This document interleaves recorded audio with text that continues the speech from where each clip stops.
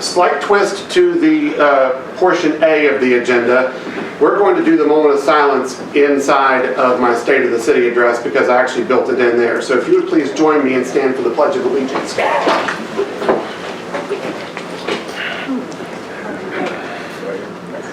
I pledge allegiance to the flag of the United States of America and to the republic for which it stands, one nation under God, indivisible, with liberty and justice for all.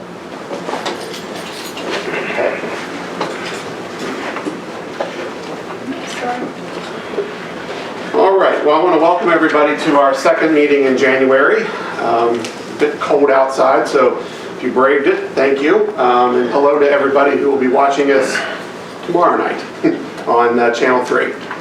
Okay, Councilman Thomas had asked if we could do a State of the City address sometime soon. Typically, a lot of cities do it around the first part of the year, so this is our night. So if you'll indulge me, please, I'm going to provide you with the State of the City address for the media, and for you, I will email this to you so that you don't have to. Thank you. You're welcome. So, all right. Members of City Council, department directors, administration, staff, business owners, and residents of the City of Buckhannon. Good evening, and thank you for joining us as we highlight this evening the many accomplishments that we've celebrated over the past year together and share excitement for the future plans and goals that we have in store for our city. I've had the honor and privilege of serving as mayor of the City of Buckhannon since July the 1st of 2020. And although I've shared a number of good times with you, we cannot deny that these past few years have been incredibly difficult, not only for our community, but our nation and our world. When I filed to run for office in January of 2020, a global public health crisis was not on our radar. For many, the coming of the year of 2020 represented positivity, hope, and that at the start of a new decade was going to represent growth and prosperity. Instead, by March 15th, we were staring down what no one could ever imagine. Businesses and schools closing, our annual Strawberry Festival, and just about every other community event was canceled. People being required to stay home, interstate, national, and worldwide travel restrictions, borders closed, mask requirements, social distancing, losing connection with our families, neighbors, and communities. Those were dark times. We're certainly not out of the woods by any stretch of the imagination. We've made some good progress. Vaccinations have been developed. And I want to personally take this opportunity to thank everyone who has been vaccinated and boosted. And I sincerely hope that if you have not, you will consider it. If not for yourself, but for your family members, neighbors, and this community. This pandemic has hit our City Council particularly hard. When 1 year ago, we almost lost our very own Jack Rigger. But we are grateful that he is with us and able to serve our community. Our health is not something that we should ever take for granted. We've also experienced scares from C.J. Rylance, Pam Bucklew, Dave Thomas, and former Council Lady Mary Allball, who moved to Georgia, whom we miss very much. It's true, this pandemic has done everything it can to cripple us. But our City of Buckhannon has proven to be no match for it. Neighbors have made sure that neighbors have had what they need if they become ill. Our school system delivered lunches to students at their homes because the classroom doors were closed for months at a time. Our healthcare workers never gave up, and they continue to give us their all each and every day. And for that, we are eternally grateful. Our business community rallied to support one another, helping to pay each other's rent, utility bills when times got tough. And also cover shifts at each other's stores for employees and business owners who tested positive to make sure that important sales were not missed. Our police and fire departments participated in drive-through birthdays and anniversary celebrations throughout our community. And Santa Claus was escorted through our streets during the holiday season, bringing joy to the community and delivering small glimmers of normalcy among the trying times. Though many positives have taken place, we mourn the loss of many Buckhannon and Upshur County residents who contracted this terrible virus and sadly are no longer with us today. I would ask that you join me in a brief moment of silence as we think about those we've lost and the family members who are left to carry on.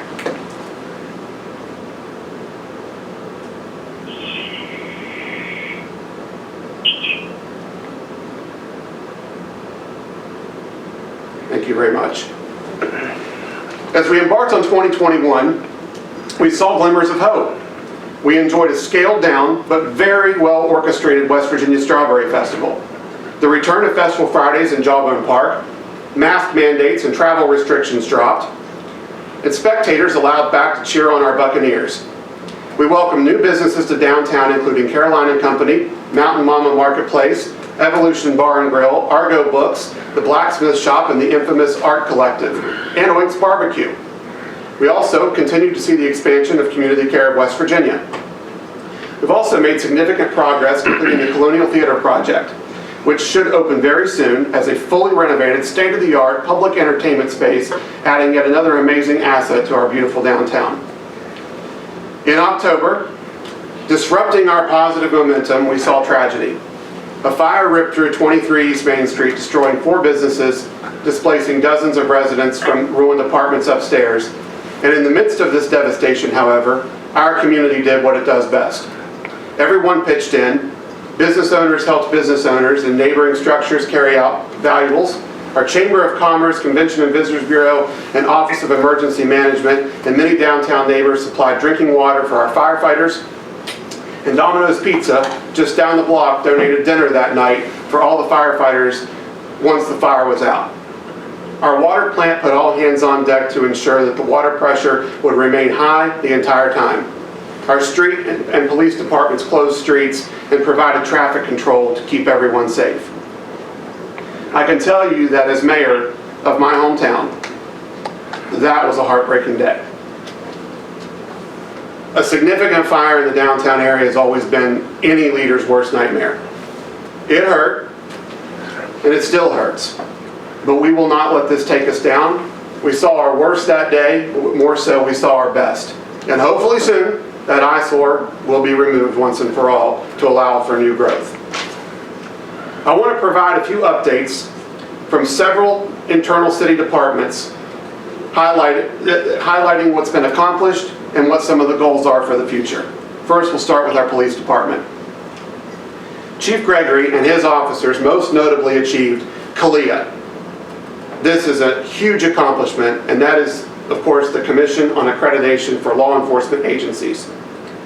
We could not be more proud of our officers and for Chief Gregory for the hard work and dedication of seeing this process through and continuing to maintain the status.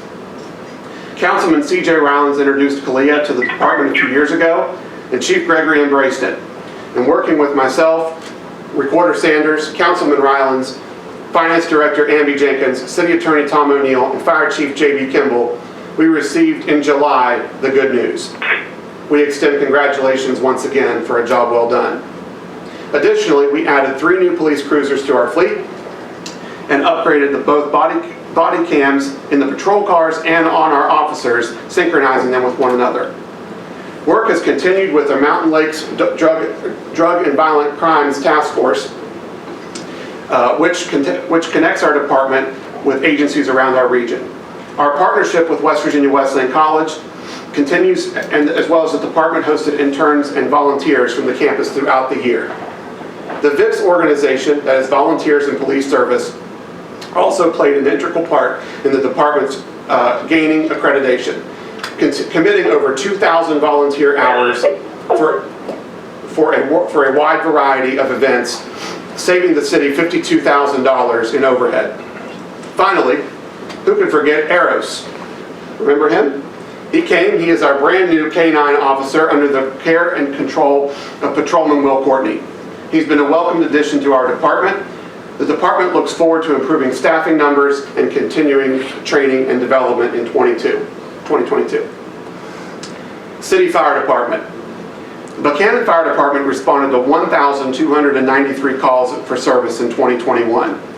Under the leadership of J.B. Kimball and Captain Joey Baxa, they've also continued their progress on accreditation. That's CFAI, which is the Commission on Fire Accreditation International, also brought to the table by Councilman Rylands. This process is quite a bit different from CALIA because the base layer of the accreditation process is collecting 3 years of consistent data. Training is also a very large part of the department's everyday work. This year alone, 3,787 training hours were logged. Station coverage by volunteers was also at an all-time high. A total of 5,648 hours of coverage were provided to this community from the volunteers alone. Additionally, the number of total incidents responded to by our volunteers was 2,470, thus averaging 144 calls per volunteer. Our fire department does more than just fight fire. Our staff is involved in the return of spontaneous circulation, that is ROSC events. These are cardiac arrest incidents where individuals are resuscitated, usually by starting CPR. Our fire department has saved 4 lives alone this year just by initiating that first response. Some of the goals that Chief Kimball has for the City Fire Department include continuing accreditation process for improving our services to our community. The Insurance Service Organization, that is known as ISO, will be here in 2022, this year, to evaluate our fire department, our water system, and our 911 center. What this means is, the lower the score that we achieve, it's a scale of 1 to 10, the lower the insurance premium payments will be for residents and business owners. We are currently a 4. That is a great score. We are looking to improve that score with this visit.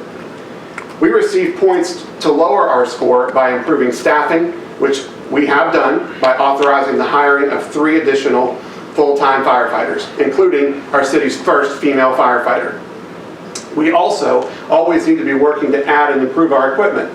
Our new engine will be here soon, and we are beginning the process of talking about constructing our very own training facility, which J.B. Kimball, Captain Baxa, Jerry Arnold, and myself and Brad Hawkins went to Bridgeport today to look at their training facility and take some notes. It was a great visit. Okay, the fire department, okay, go back here. Okay, we're done with fire department. City Sanitation Department. We welcomed our brand new sanitation director, Ethan Croston. Ethan is young and is ready to get to work and has already been hitting the ground running. Some of the projects that they've been working on are the 33 West extensions. During the past year, the Sanitation Department was able to complete the extension along US Route 33. This project provided sanitary sewer services to residents and business owners on the north side, all the way from Smitty to the Smitty Suzuki location from town, and many potential customers on the south side as well. North Spring Street. This was a major upgrade project and it was long overdue, as we all know. The storm and sanitary sewers ran together all the way to the treatment plant. The old clay tile in the street had failed, allowing the sediment to infiltrate into the system. The system was failing in this area. The project installed brand new storm sewer system and upgraded the sanitary system from Main Street all the way down to North Spring Street. Generators. Through grants, the sewer department has transferred switches installing pump at all the pump stations. This allows for portable generators to power the pump station, so in any emergency situation, the plant can operate and always be treating. New generators will be installed at the plant and major pump stations to allow for no downtime and to transfer of power for an emergency. Maintenance work. Those being the 2 major projects, the department has also been busy maintaining the existing system. It is a top priority of the sewer department to respond to each sewer call and make an attempt to address each issue as it comes.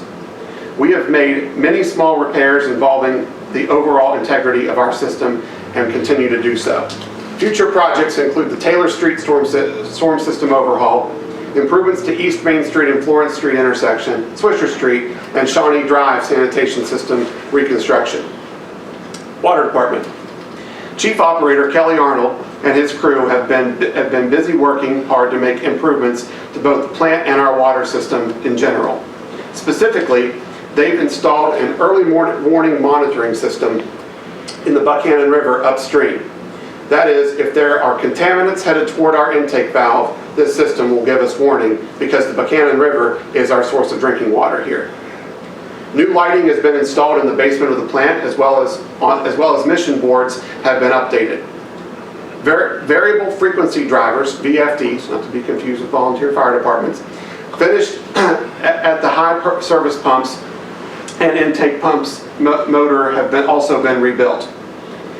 Out on the streets, the water line in front of Fiola's Flowers was replaced with PVC, and we abandoned 500 feet of old 4-inch cast iron pipe. Services on North Spring Street were transferred to an 18-inch water main, and 530 feet of a 4-inch cast iron were also abandoned. Some of the goals for the department include installing meters at Valley Green Apartments, installing a new carbon feeder, installing a new filter media, installing new Tennerton's booster station, the rehabilitation of the Tennerton water storage tank near the high school, and the replacement of the Island Avenue line. Street Department. Our Public Works Director, Jerry Arnold, and Street Superintendent, Brad Hawkins, led our transition as we purchased a brand new, state-of-the-art street garage facility across from our waste transfer station on Mud Lick Road, thus leaving our outgrown facility on Factory Street. Our brand new facility is over 5 acres and has 40,000 square feet under roof, allowing for the expansion of our street department activities and accommodation for our waste collection department's truck stop with a shared welding shop. Street crews completed about 5,200 feet of new ADA compliant sidewalks on West Main Street, Smithfield Street, North Spring Street, North Canal Street, as well as other areas. 7 residential and commercial structures were also raised to create for new opportunity and growth. New street signage continues to be a priority. We have installed brown, historic-looking street signs throughout our central historic residential district. All other street signs throughout the city will also receive a facelift. We continue to create and improve upon public spaces on Main Street. We are also currently working on the construction of a brand new 30 by 130 foot city greenhouse. Also constructing our salt shed at the new location as well, and completing the organization and storage of materials as we continue to move to the new facility completely. Jerry and Brad's goals over the next year for the construction season will be to complete both the North Kanawha and North Spring Street corridors with new sidewalks, allowing for parking on both sides of North Kanawha Street, and the installation of period street lighting similar to what we have on Main Street on North Kanawha Street. Although the north side of the Gateway West project has been completed, we will begin working on the south side of Main Street, mirroring what we have on the other side, with new sidewalks and period lighting that already exists, stretching all the way to Better Way Insurance Company. We will be conducting street assessments as the spring months come for additional paving after July the 1st. In the Jawbone Run area, we are working with our consulting engineers to complete a hydrology study. This has been a point of contention over the past summer as we've had a few floods in that area. We want to study the drainage and the way to formulate a plan to minimize the flooding from major rains. We'll be moving our waste garage to facilitate the creation of a fire training facility. We have applied for grants from the West Virginia Department of Highways for sidewalk projects on Morton Avenue from Route 20 North to 1st Street and along Route 20 North from Morton Avenue to Lowe's. We chose to contract out our street paving this year, and although we've not been able to complete a few streets that we outlined on the priority list, Cooper Asphalt still needs to come and complete Latham Street, North Spring Street, North Canal Street, a few areas in North Buckhannon, and a few areas over on Upper and Lower Drive. We will get those projects finished before the end of this fiscal year. I promise. In addition to the department heads listed above, Finance Director Amby Jenkins, City Attorney Tom O'Neill, City Engineer Jay Holland, and Building Code Enforcement Officer Vincent Smith all play integral roles in taking our projects from the initial discussions and dream phases to finished products.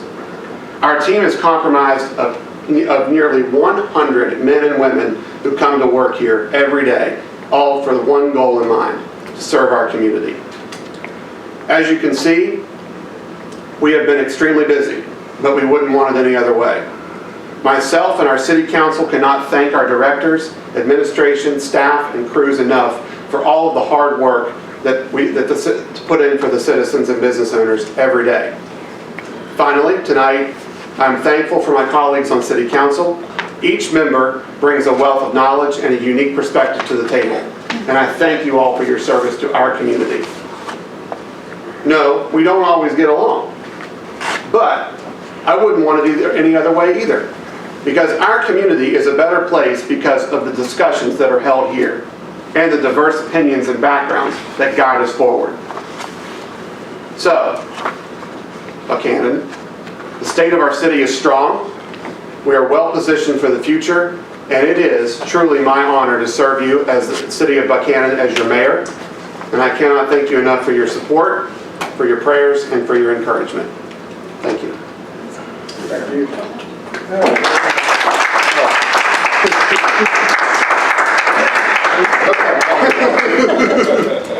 Is that it in there? Well done.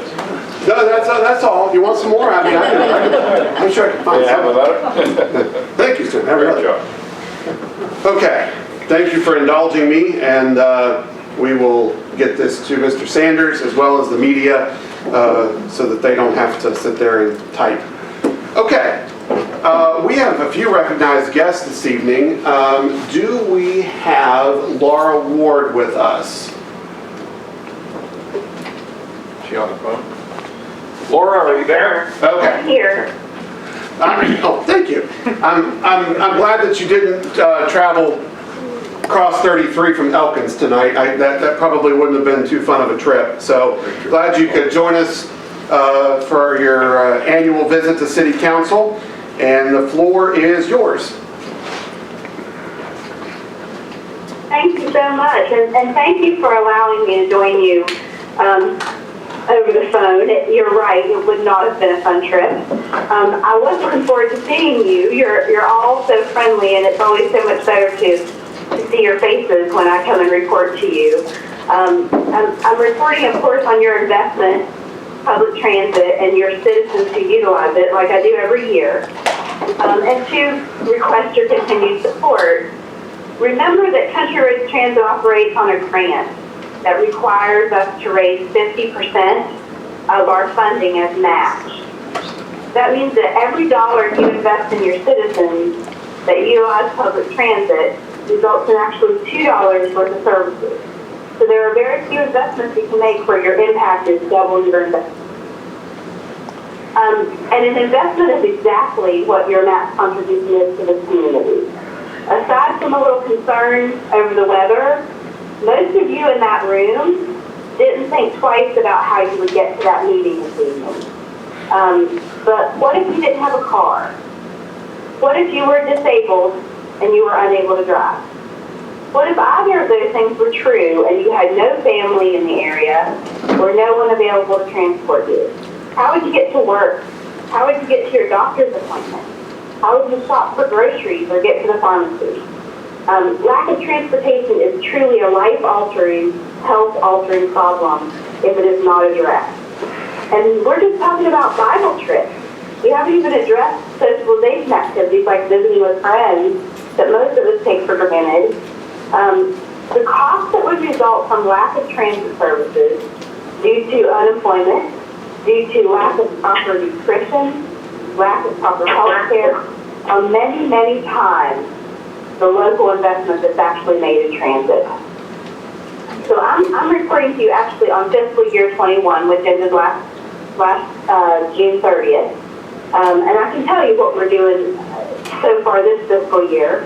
But in fiscal year 2021, we provided 4,831 rides in Usher County. 8.5% of those rides were for employment, 10.5% were for medical, 34% for shopping, and 5% for socialization. And you will notice that the number of rides is actually down somewhat from previous years. Because as everyone else has, transit felt a significant impact from COVID-19 beginning in March of 2020. So We did modify services for a short time thereafter, but I'm really proud to say that we didn't miss a single day of service because of COVID. Not one single day. In fact, even though our drivers were asked to take on extra disinfecting duties, wear uncomfortable PPE that we all hate so much, and they were at risk of exposure due to the nature of their jobs and the confined space in which they work, I never heard one complaint, not a single complaint from a single driver the entire time of COVID. And when I thanked them for that, they smiled at me and said, what I just explained to you a moment ago. They said, we can't not serve people who need us. We can't let them down. They need the ride. So as we're moving forward through this pandemic, we're seeing significant progress in getting our ridership back to normal in the first 6 months of 22. We can only hope that for an end to this pandemic like everyone else is, so we can return to normal. We do continue to look for opportunities to improve our service and identify unmet transit needs in our community. In fact, last year I brought you an example of an unmet need that we felt was a very high priority, which was a route from Elton to Buckhannon to the Clarksburg area medical facilities. That idea started because we heard from a lot of veterans who were struggling to find transportation to the VA hospital in Clarksburg. The volunteer van service that once existed to get them there was no longer functional, and it left a lot of those veterans wondering how to get there. When we began to investigate that and ways to help, other folks reported that citizens who were referred to specialists at UHC often had a similar problem in getting there. In fact, Skip Goldberg from St. Joe's, we had a meeting with him specifically a couple years ago, and that was one of the transit needs he identified the most for his patients who needed to get to UHC. So we requested and were given permission from the West Virginia Division of Public Transit to expand our services and include a Clarksburg area medical route. They generously agreed to provide us the van for that service. That's a big investment on their part. And because, again, transit is 50-50, we have 50% of the funds as FTA dollars. We had 50% of the estimated $40,000 budget. Now, we were planning on 2-day-a-week service. So Monday and Wednesday 1 week, Tuesday, Thursday the next, to make sure we got there when any specialist would be at UHC or the VA. Believe me, there are no doctors that work only Fridays, and a specialty somewhere.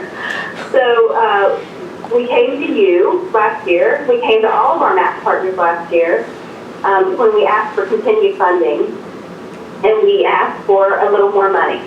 We needed to raise $20,000, right? Half of that $40,000 budget to make this work.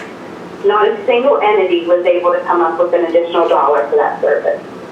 So I have a van at that point and an idea that I know is important. And so we stepped back and we thought, how are we going to do this? And luckily we were given some extra federal funding due to COVID, and that allowed us to launch that service with no additional match in May of 2021. So I say luckily because the service has been a success. We are right now at the fourth month to the Clarksburg area, and it's gaining in ridership. We have the ability to serve, remember, 2 a week, so 8 a month. And I have 2 examples of riders that might interest you for that route. The first is a disabled rider. He's unable to drive. He is a very hardworking member of the Elton community. His wife transports him to work and to his appointments in town. However, he needs to see specialists at UHC pretty regularly. And as they have aged a little, his wife is less comfortable driving that distance. So they have regularly been using our Clarksburg area medical route service, and they're very, very happy with that service, and it's helped them a great deal. The second example I have is it just has broke my heart. So is that of a homeless veteran. So the week of Christmas, I received a call from a friend that works at the unemployment office. She was working with this homeless vet, as was Veteran Services in the area. They'd been working with him. He was in need of VA medical services, and he was homeless. He was staying temporarily with people he did not know well. They were stealing the very few belongings he had that had any value, and there was a lot of drug activity in that household. So they made arrangements for him to receive both medical care and housing from the VA hospital in Clarksburg, but they had no way to get him there. We were able to accommodate that veteran on our Clarksburg area medical run the very next day. We stayed there until he met his contact and we were sure he was okay, and he was well, medically cared for, and safely housed for Christmas. I don't know what better success story that could possibly have been. I hope that gives you some glimpse into the impact our services can have. I always invite y'all to ride. Nobody ever does it, but I truly, I'll pay your fare, guys. Get on the van, ride with the people that you invest in, and please hear their stories themselves. It makes so much more of an impact if you hear it from them rather than from me.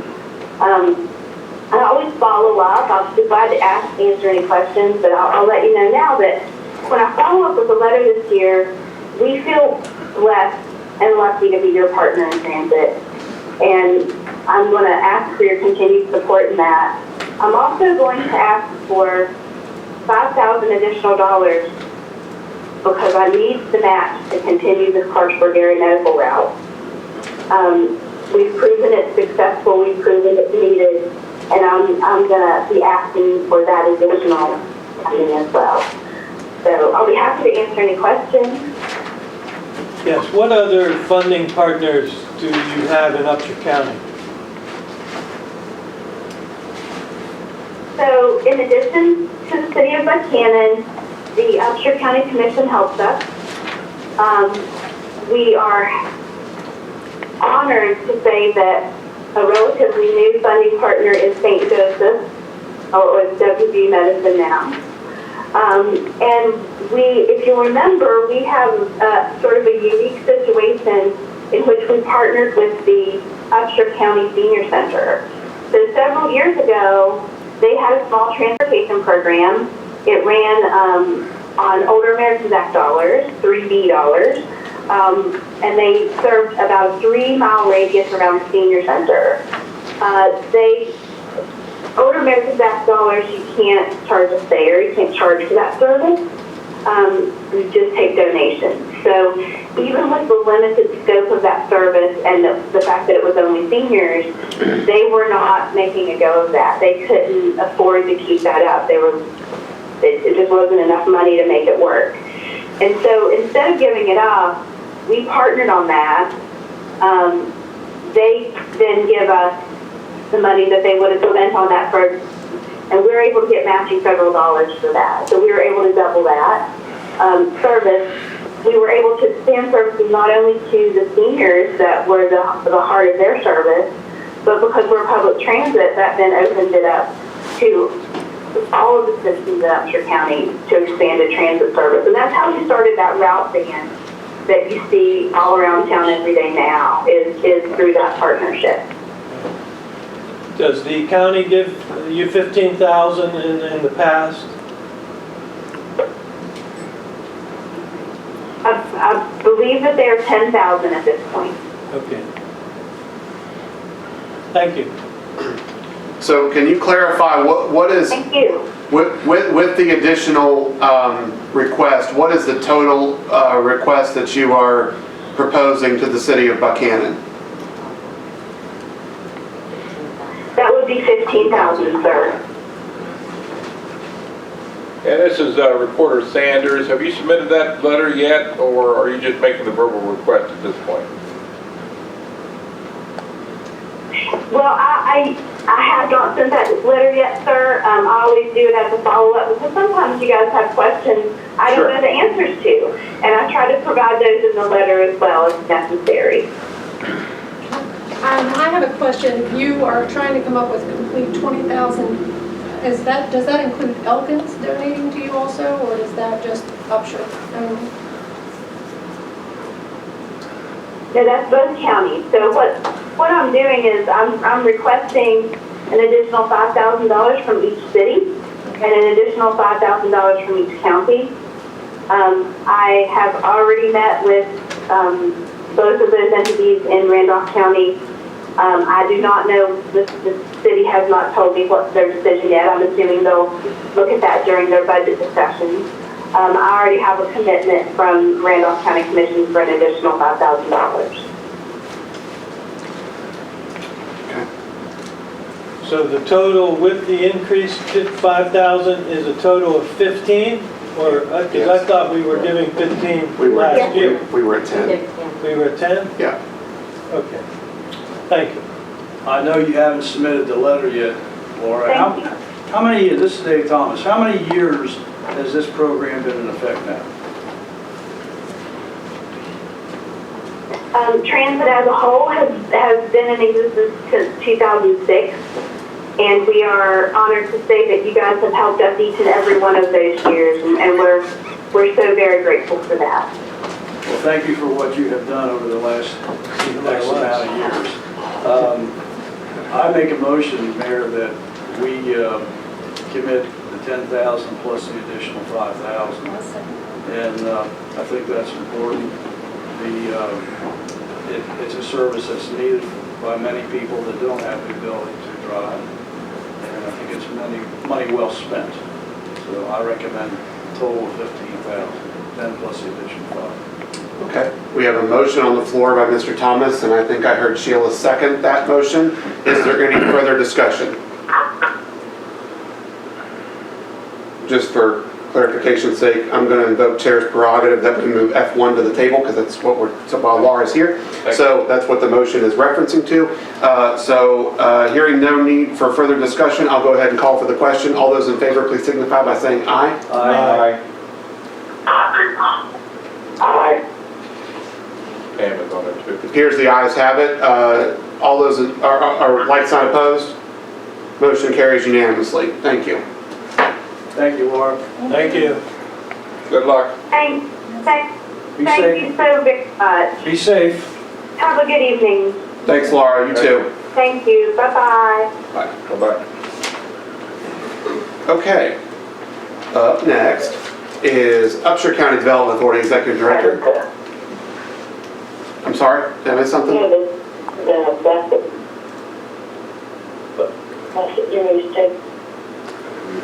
Okay. Okay. I think we're eavesdropping. Jennifer Boston. Welcome. Thanks. Do you want me to? Yes, No, please. I can wait too if you need me to. No, because we're recording, we just need you up by the microphone. Good evening, Mayor, City Recorder, townspeople.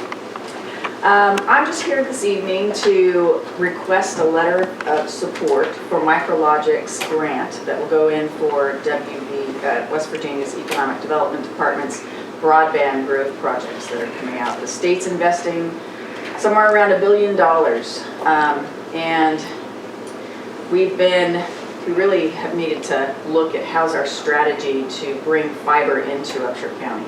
We've done some good work so far with Central West Virginia economic development. It's as a region, the different counties together. We've put quite a few towers in, but I feel very strongly that we need to move into the fiber area and bring fiber from Zayo along Corridor H into Upshur County. So Micrologic has stepped up to provide the match for a grant that they're applying for, and that's what we need a letter of support from you all for. There'll be other funding coming along, but this builds on the tower structure, and I'm not even going to begin to go into the technical aspects of it because I couldn't possibly do justice that Emil could do. But certainly if there are technical questions that you have, I can follow up with that. But this is just basically giving him letters of support.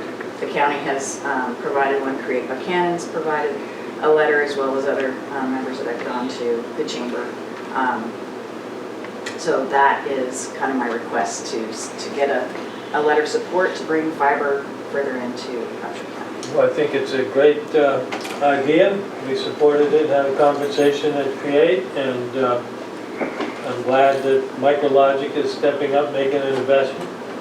And if we can connect all those towers and the fiber, and we all know that connectivity is what guides people where people want to live. They're not going to move to a place where they can't be connected.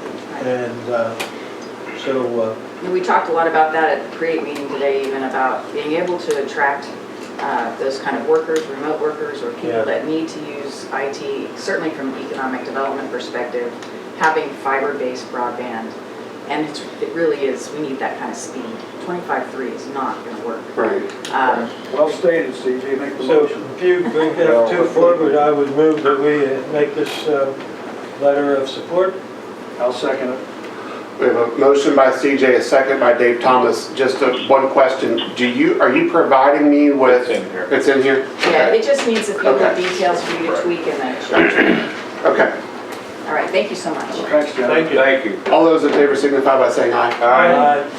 We're gonna mute Pam, hang on. I need to come see you soon. All right, Pam, you can vote.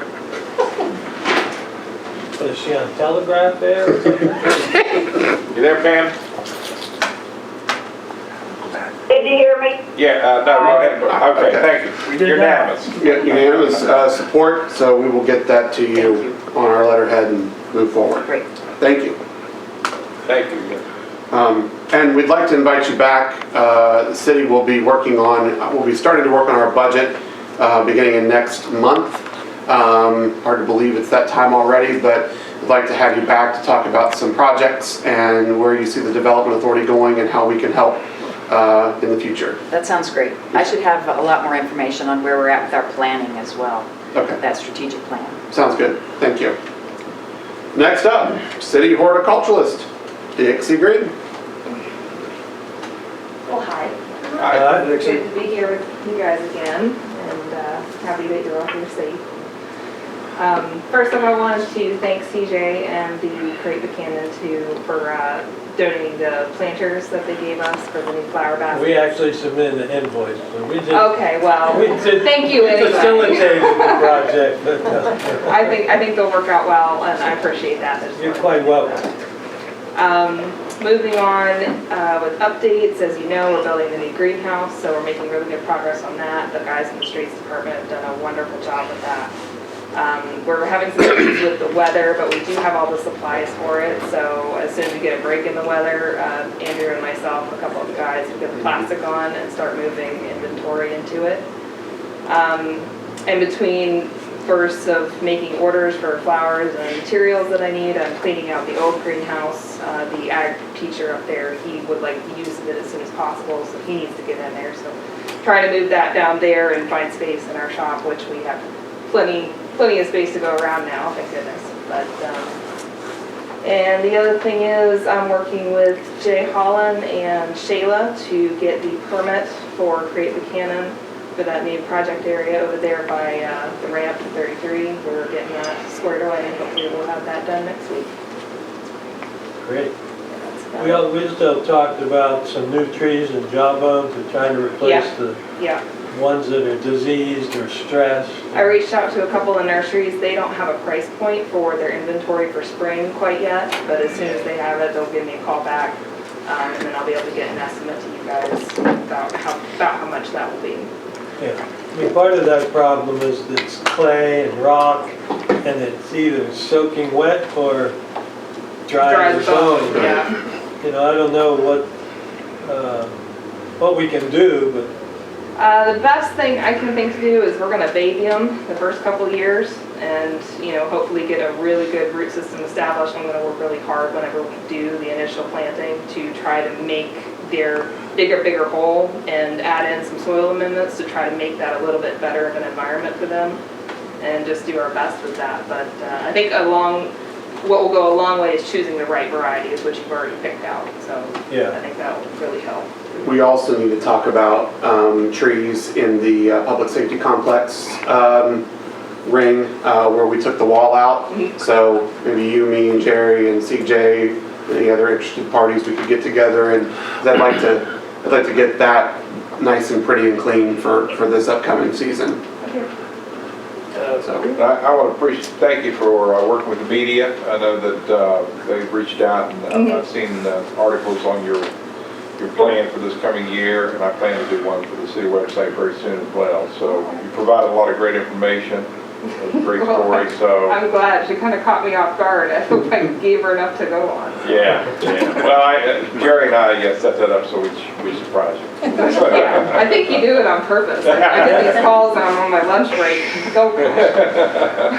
Jerry and I will never admit to anything. That's our story, we stick to it. My recollection was that some of those trees that you all donated were a result of people donating some money for people that were veterans or special family members. And I think that's the case years ago. And I think there's a lot of us that would probably contribute again for these kind of projects. So I know I would, because I did one for my father. And just Yeah, we recognized those people in a plaque, and we raised that money in, I think, 7 days for, yeah. I think it was 15 trees or something. Yeah, but I would be more than willing to donate for a couple more trees. And, Hey, no budget increase. Yeah. I agree with that, because that was done, what, 2014-ish? I mean, it's been several years now.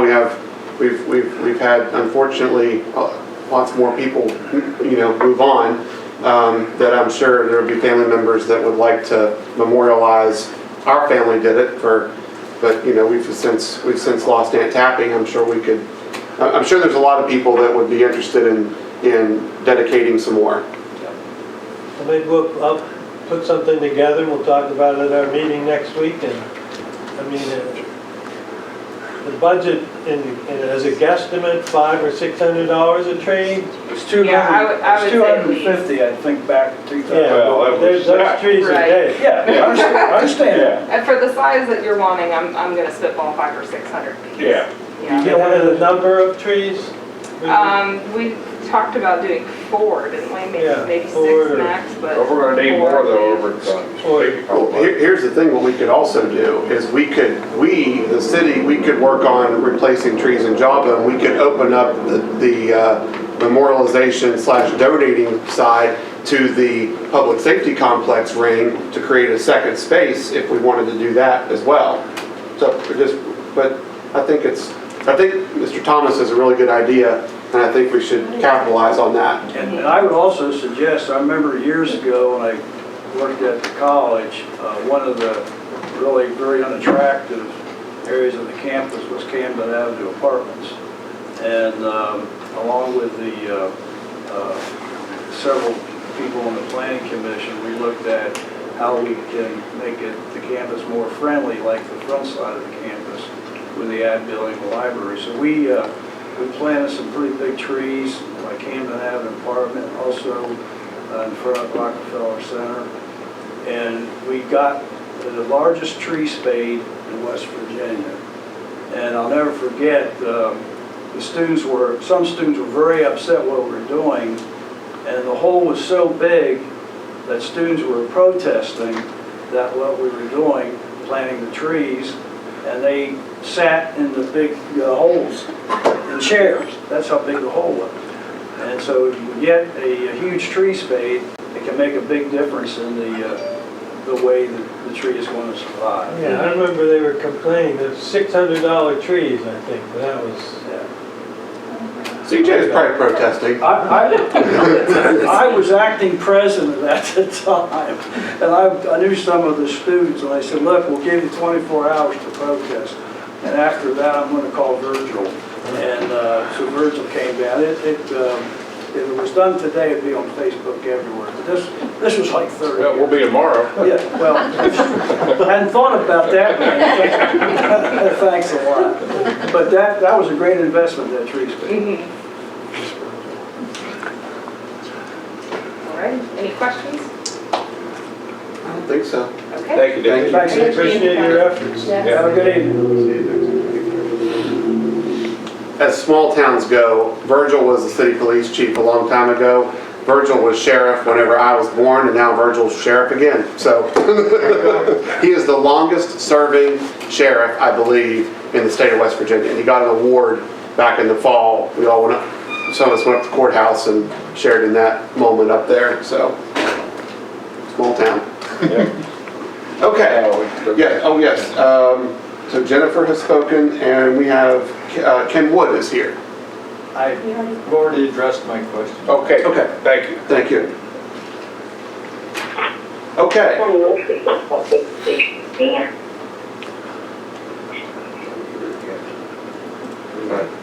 Okay. Who was that, man? No, that's all right, Dave.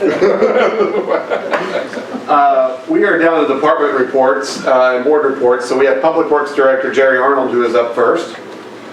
Just a little bit more on we were talking about the trees and donating for the trees. There's a program in place currently called the Community Enhancement Program here in City Hall that you can donate.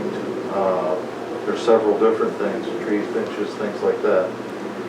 And again, it has to be at the discretion and approval of the city to do that. And again, the trees, I'm sure, like the benches, the trees have went up considerably since then. But there is a mechanism already established here that you can come in and request to purchase a tree in memory of someone and have a plaque provided with it. So much the same as the flags for the fallen at the cemetery. It's the same type program, but we already. Where do the plaques go then, Jerry? I mean, we had conversations in the past about attaching them to trees, and we didn't want to do that. We would have, what I would suggest is something similar to what the grave plaques are whenever you have someone pass away and they put the temporary grave plaque, something similar to that. Steel with an attached vinyl plaque like we do with the signage. Yeah, we did the one that had listed everyone that supported everything. Right. Yes.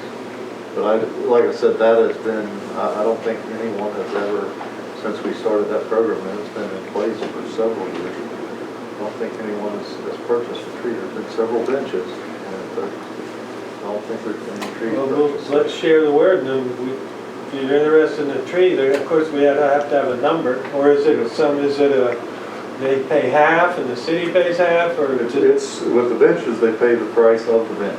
So $1,000? the price of the tree, and again, with, just like the benches, if they're destroyed or whatever, it's not guaranteed that they'll be put back. The same with the tree.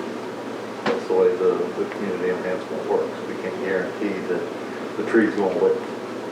So, but that's in place. And there's folks that will, I know that yearly we get a contribution for doggy bags because people have pets and they're using the pickup bags in the parks, so they'll donate $100 to buy doggy bags. So it's kind of neat. We had a family that a loved one passed away at the cemetery here recently, and they wanted to, in their will, left the cemetery $1,000 for upkeep of the cemetery. So it's nice to have those type programs in place, but we don't push them. You know what I'm saying? We've got them, and if you're wanting something like that, come to City Hall or give City Hall a call and they can direct you in the right direction to do that. So, I think it's good to recognize that.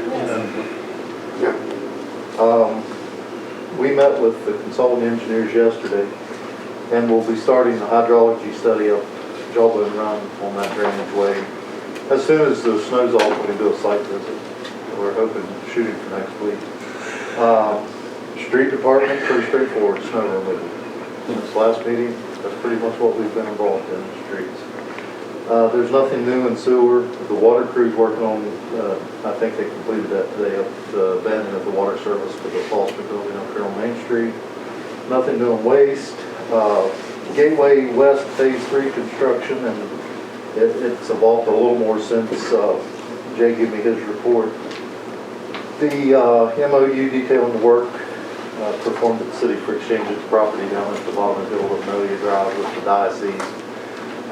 Jay has revised that memorandum of understanding, and it's in their hands. Once that's signed over, we did have a meeting with the DOH about As you all may be familiar with, there is a kind of a ditch, a concrete ditch that goes in front of the Catholic church and down in front of the old Reed building to a storm drop. And it's just a maintenance nightmare, has been, for street usually. Goes up there and have to clean it out with either the street sweeper or guys have to shovel it out by hand. But anyhow, in this project, when we were looking at doing this exchange with the Catholic Church for that piece of property we need for the Gateway West project, we had this discussion with the state about doing a combined project with them of eliminating that ditch, and while we're doing the sidewalk, putting that underground from drop to drop, and then eliminating that trip hazard they're going in and the maintenance nightmare that we end up dealing with. So that's kind of the outcome of that meeting. And like I said, there was some updates today. Jay had called me and had gotten confirmation from Charleston that we would be getting a notice to proceed on that north side, or the south side, I'm sorry, of Gateway West in the next 4 weeks. And I've asked him to call them back and confirm. He said that the completion date was the last day of 2022. So usually we have a 2-year completion date on those construction projects. But he said they let him or told him that the governor's wanting to get these projects in and over with. So we may be on a very short time frame on getting that project in. So I'll let you know more as it develops. But the good news is we're funded, we're getting a notice to proceed, and we're going to be able to complete that project soon. And that's all I have unless there's questions. If, in the planning commission the other night and in other community conversations, we've been talking about Parks and Rec director and the maintenance of the parks, and if you just clarify that up to this point, the street department handles all our parks, the maintenance of and whatnot, and it's more of reactive than proactive when something breaks or someone gets hurt or there's a safety issue is when we deal with stuff. Right, we do inspections, CJ, and as I talked a little bit with the mayor and a couple of people last night or yesterday, and we talked a little bit about it. I've been certified as a playground inspector with the National Park Service, and of course that certification, you have to do the continuing education hours, a lot of them. I had the hours, I just didn't get them often. Then to recertify, it was another fee, but the information I have, and this started back several years ago. There was an accident at the park, and a lot of you may remember when we did the new playground equipment. I can still remember, it's one of the things I still remember, that Lois Clemens, Rich told me that when we took that little sliding board out, that Lois was upset because she slid down that sliding board when she was a little girl. Well, you mentioned it at today's meeting. We took that out, and there was a lot of wooden, I think there was some Boy Scout over the years, there was some Eagle Scouts or something that built some little wooden things. There was a zip line up there, but it was all, this little girl fell and broke her arm in the park. And the insurance at that time, our liability insurance suggested that we remove all that equipment. And at that point in time, that's when I started the certification process. And we did remove all that stuff. And like I said, it was about the time the trees, we had to take some of the trees down too. But we do a kind of a spring before the park's open inspection on everything to make sure there's no sharp objects or the fall protection's there, rake everything back in, that kind of thing. And then we have which is a part-time person that does the park maintenance or I should say janitorial service, but they also do some maintenance, painting and things like that. But they are, again, part-time seasonal person. But that's really the only person that is committed solely to the parks, with the exception of what manpower we provide from street department on opening, close, if you have a flush valve broken, something specialty, then the street department has to come in and take care of that. And again, to the director thing, I think it's important to have a focus group on parks and recreation, but I think that it's more important to have dedicated employees, if that's their job title, is maintenance for that particular facility or facilities. Yeah, I mean, we talked, if you had a director, it might not be too much different than a horticulturist, that you have a full-time person and then they have some Seasonal staff. part-time staff, during, the good weather, and then if there's something that requires a specialty maintenance skill or something that they could put a work order in, or we find that person, to take care of it, or go outside the city. But I guess from your perspective, would you think that that would be helpful and relieve you and/or the street department if we could get this person on board and that they would... Like I said, I don't necessarily, if you're going to hire a director, it's just like I've said in the past, don't hire a director and not give him any help. If you're setting somebody up for failure. A director is not going to clean toilets, I'll tell you that. I do occasionally, but I'm not going to do it on a daily basis. Right. So if you're hiring someone with the expectation, a director with the expectation that that's going to take care of all your complaints of dirty restrooms and things like that, I don't think it's realistic. And again, I think it's very important that we have individuals that their focus is solely parks and maintenance of the parks. That's the answer. I know that's a roundabout answer, CJ, but that's my feeling. And I agree with you. We can't just hire some person and say, here, go fix this. No.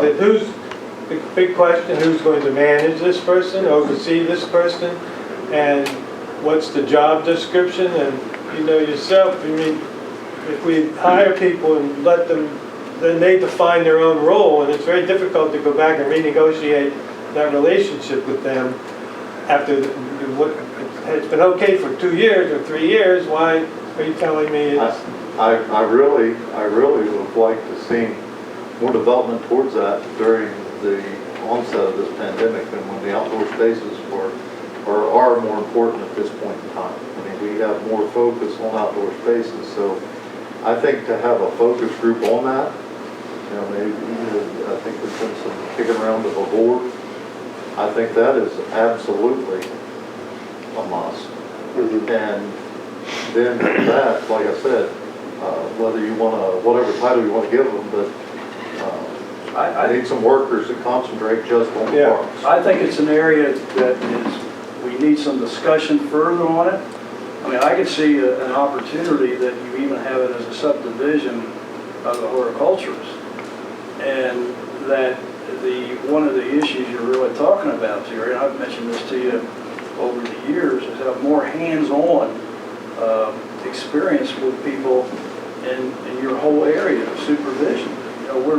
We probably, based on what we're trying to accomplish over the X amount of years, and I've talked about this in planning, is we need more people in your area to do the work of all the different types of responsibilities you have. I think that's an important discussion at some point in time.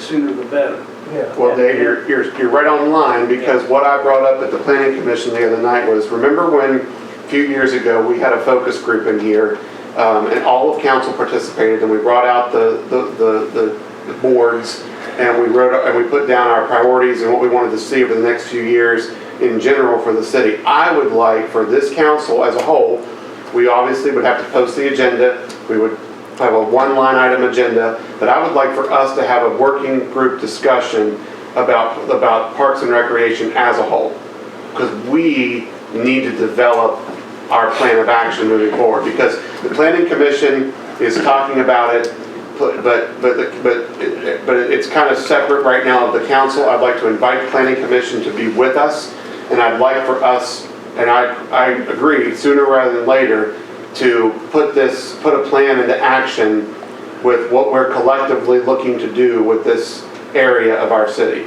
Because it is undeniably that our parks need work.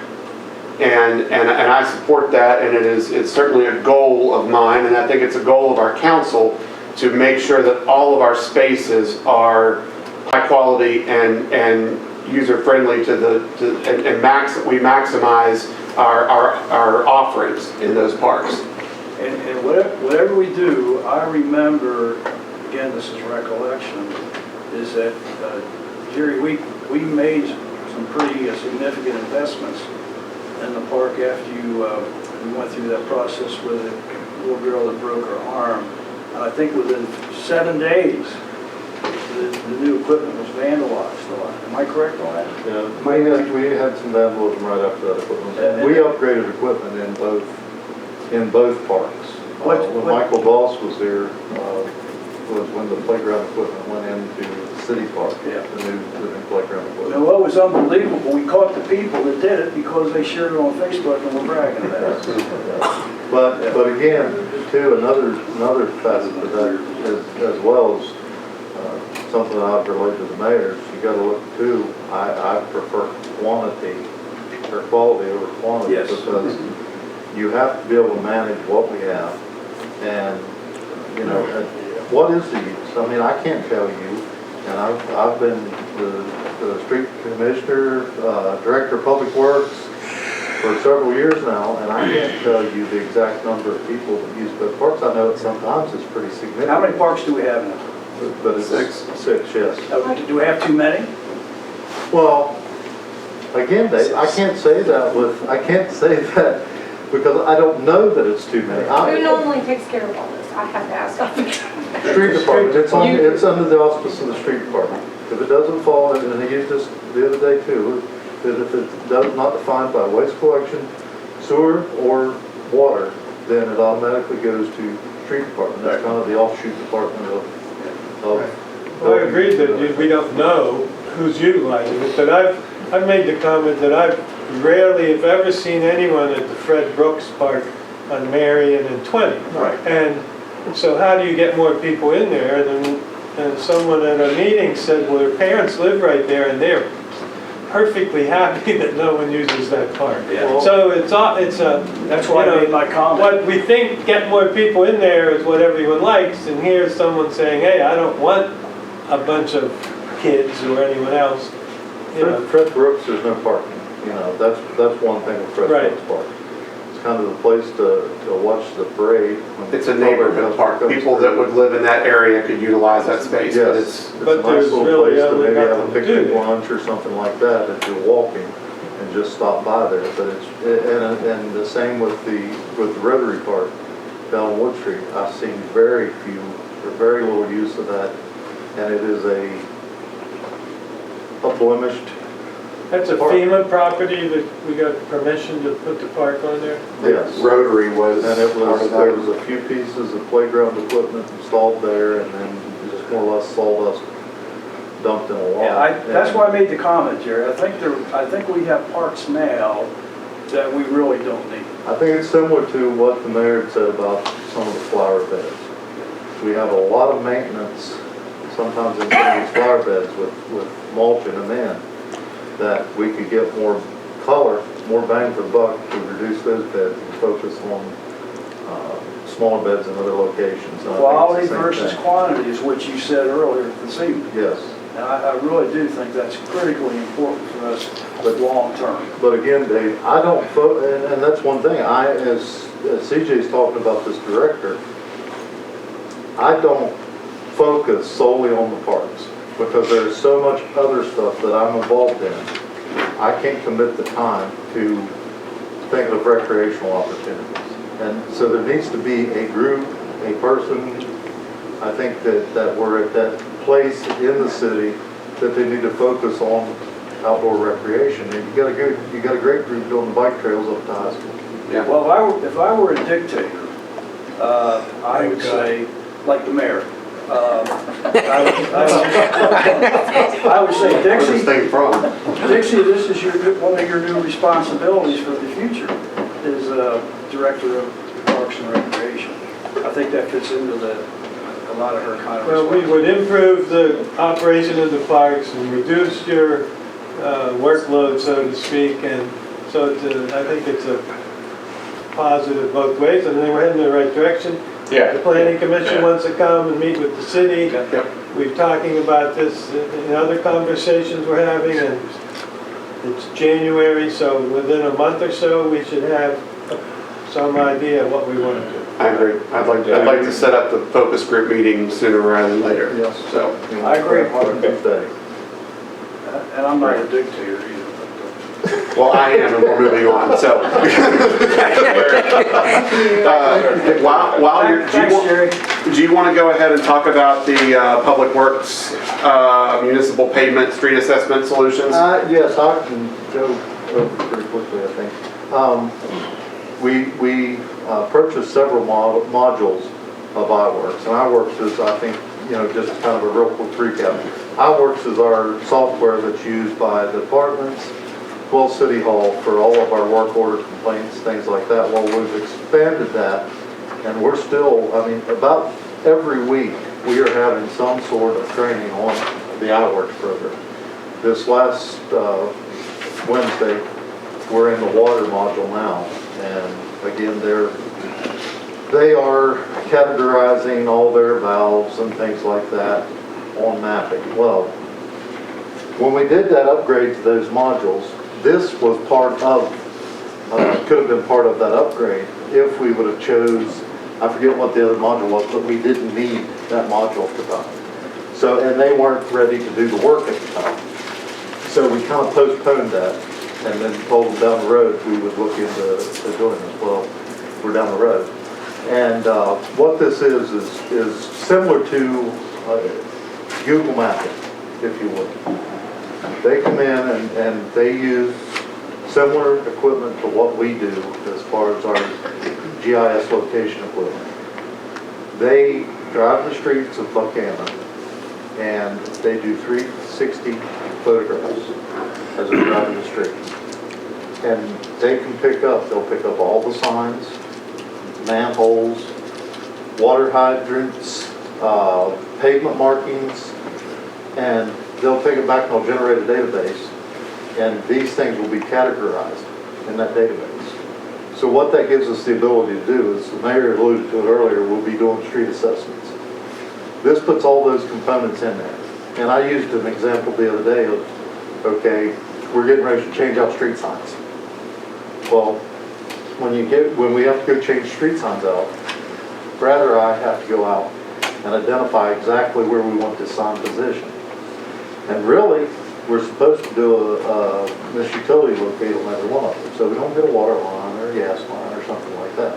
So we try to put them back in close to the same location as the old signs were. But if the old signs aren't there, that's hard to determine sometimes. So this would show us exactly where the old signs are currently. And whenever we did set the new signs, if we had to go determine that, we can put a GPS pin right on that location. Now, may not instantly see the success with it, but again, I plan on leaving in about 3 years, and I'm sure some others will follow with me. And in that time, the next guy coming in is going to know exactly where those street signs go, where every pavement marking is, where the yellow's painted on the curbs. It is a category system with video documentation, is what it amounts to. And it augments what we're doing with our GIS mapping in the city the program we're currently working on with all the departments, even looking at doing GIS mapping of graves in the cemetery. So what's the price tag? $10,600, I believe. And we're already involved, we have an agreement with them now on a lower level or something? We have an ongoing yearly cost for the software that we use, CJ, for all the modules that we use of iWorks. We have several modules. Just 10,600 more? We want. 10,000. Is that an upfront cost? Yes, it's a one-time. This is a one-time, and the data's ours. Okay. Once they drive it, the data and photograph all those, the data will belong to the city of Buckhannon. Then, okay. But the reoccurring cost is what we're currently using for our reporting system, the iWorks system. That's the recurring cost. Which This is? doesn't affect that. Well, we have several modules. We've got zoning and we've got work orders. We just added on backflow preventers and water meters and several things. And right off the top, I think that for the streets was $1,500, $2,000. So it's not a huge cost, but like I It's said, asset management, the really. thing about it is, I used the example the other day in a meeting that whenever I took over as street commissioner, I came into and I depended on the employees, the current employees there, but I had to go to a filing cabinet and try to find where these projects was at the time. There was a walk trail extension going on. I had to go pull a file out of the cabinet, find the file, pull it out of the cabinet, read through to see what we'd done and where we were supposed to be going with this, reading the grant narratives. And what this will do is the people coming into these jobs, into these positions, if me and Amby fall over dead, or I don't know so much Amby since her financial, but You just can't. if we fall over dead today, that'll give someone the ability to come in and know where all this information is, water, sewer, streets, cemetery, all this information is compiled in one location. Instead of all in this filing cabinet, the sewer department, or this one out of the waste collection. So that's what we're working towards. I think you should do it, and I would make a motion to approve it, or do you need it now, or wait till this next budgetary year? No, we need to get it in so they can build it in the spring, and actually, I talked to the gentleman, and if I can get a signature, can you scan that and email it to that Troy Roll? I make a motion, we approve it. Okay. Some little signs. We have a motion by Mr. Thomas, a second by Sheila Lewis Sines. Is there any further discussion on the motion? This, please note, we'll note for the benefit of the minutes that the $10,600 is a one-time expenditure. Yes. All those in favor, please signify by saying aye. Aye. Aye. Like sign opposed. Thanks, Jerry. Motion carries. Thank you. Thank you. Okay. And Beryl. I have a short report because I was going to report on the planning commission's recommendation to have a meeting, so I don't have to do that. Are you done?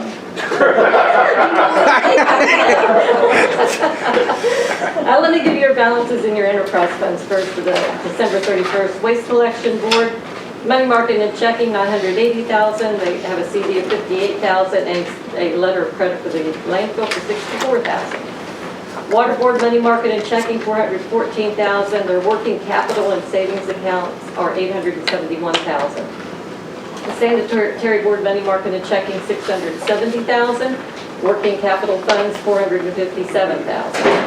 Stormwater fund, $150,000. General fund contributes to that organization, or that module, I should say. And we just put $75,000 in there that was committed by general fund. I want to remind everyone the following for the election for the 2 council seats and the recorder's position ends on Saturday, the 29th, and City Hall will be open from 8:30 to noon on that day for that last day of filing. Currently, I'm soliciting for financing $72,000 for the mini excavator that the sanitary board approval of purchasing. And we received information that the 4th quarter sales tax revenue is getting ready to be distributed by the Treasurer's Office in the amount of $497,000. And that ends it. I do want to kind of do a shout out to Matt. Tomorrow will be his 25th year with the city of Buckhannon. Hey. Great, Matt Gregory. Wow. Which he told me he's retiring, and it's all, that's it. And he has not lit another birdhouse on fire. Now, I am going on 2 years free of fires, so hope to keep that streak going. I asked Holly if he did it again. She said, no, I think. She right to snickered, didn't she? Want to bring it forward to Yes, Andy, while you're up there, since it's the very next page in the packet, do you want to go ahead and talk about the recommendation from the Technology Committee? Sure, we approached City Council about a month ago about switching our services to fiber that was offered to us through our current vendor. But it isn't cheap, and we wanted to kind of explore all the other options and other companies that were offering it. So our IT vendor, who we contract with, helped solicit this information. So we wanted to know, how much would it cost, what would it serve. So we did some exploratory things with it. And then we have a technology committee that you appoint each year that's got some very qualified people on, because I would not want to try to figure out all the technology things of it. I just know how much it costs. But 3 companies were offered proposals. Suddenlink proposed $850 per month for fiber only. They can provide backup coax connection for $130 a month. And they can provide service at our transfer station, but at an additional installation cost. We at one point or another want to get a more direct connection to the transfer station. Currently, we're kind of bouncing off of some antennas to get to them, and we want to at some point be able to take credit cards out there. And the way it is now, it's just not feasible to do that. It's not reliable enough to do that. It works, but it's not, it jumps around. Segra, which was formerly Loomis, they offered a proposal of $734 a month for fiber only. They can provide a service at a transfer station for $130 a month as well. And then CityNet. CityNet is $900 per month, but they can't provide the service at the transfer station. So after talking with having a discussion with the technology committee, we want to recommend that we stay with Suddenlink. The city has been with them for several years now, and unlike some other people, we've had very little disruption with our service here in City Hall. The other things that helped us kind of decide was, we do want to try to tie the transfer station in it. Our IT vendor wouldn't be required to do, it wouldn't be as much work to continue to use Suddenlink as it would to be switched to another user. And they have the ability to expand to the transfer station. And then, not so much the service that's offered, but we know they have invested back in this community. We know that they have given iPads and computers to the Stockert Youth Center, and they've given us some free services to some areas too. So that would be our recommendation. You need a motion to that effect tonight? Yes. Yes. So moved. Second. Okay, we have a motion by Mr. Sanders, a second by Mr. Thomas. Is there any further discussion? My husband's keeping it up. Congratulations, Frank. Yeah, I can't address that. Sheila's recusing herself. I'm not voting on this. Let the minutes reflect that Sheila Lewis Signs, a member of council, is recusing herself on this vote as her husband is employed with Suddenlink Communications, Altice, doing business at Suddenlink. Okay, we have a motion and a second. If there's no further discussion, I'll call for the question. All those in favor, please signify by saying aye. Aye. Aye. The ayes have it with one abstention. Thanks, Andy. Thank you. I got a question for you. Okay. She's already sitting down. I can You can answer sitting down. Thanks again. The gift that was given to the cemetery, $1,000, is that put into the certificate of deposit, which I've always considered an endowment, or is that just spent anytime it wants to be? It was put into the general operating expense to be used, and we do have to be careful when we accept those sort of things for the cemetery, that they don't tie it to a perpetual care of a particular item, so that we aren't forever putting, we've had that before. We'll give you $1,000, but you have to put flowers on the grave every Particular year. grave or something. Okay, I like it. Good job. But was that 1,000 for the overall cemetery, or just? If I recall right, it was, yes, if I recall right, yes, it was just an overall. We received donations for the Stalker East Center. And we'll accept those as a 170C organization, but yes. Well, one of the real issues we have as a not-for-profit as a city is that I remember when I first was a city council person, the CDs were making so much more money annually than what they are today. And, I know that interest rates are going to start going up, but, there ought to be, I don't know if we have a system where we appeal to people to think about keeping the cemetery, not the particular plot, but the overall unification of it, and put that money into the CD for future use. I just throw that out as a possibility. Okay, thank you. Thank you. Okay, next up, Police Chief Matt Gregory. It's your turn. Thank you. Just a few things to update council on tonight. Continue to work on maintaining our reaccreditation status with CALIA. Are undergoing a large number of time-sensitive activities for the month of January. A lot of these coincide with our annual report, things like use of force analysis, post-pursuit analysis. We also do an analysis of our criminal intelligence files and our personnel evaluation systems. So that is ongoing, as these are all time-sensitive activities for the month of January. Also on top of that, we will be filing our first SIMMERS report. SIMMERS stands for the CALIA Information Management and Reporting System. And this is a report that CALIA uses electronically to maintain the accreditation status from year to year for each accredited agency. And since we just gained our initial accreditation, these will be some of our first SIMMERS reports. We filed an initial SIMMERS report last year just ahead of the initial accreditation, but this will be the first in our annual cycle. SIMMERS is divided into two different reports.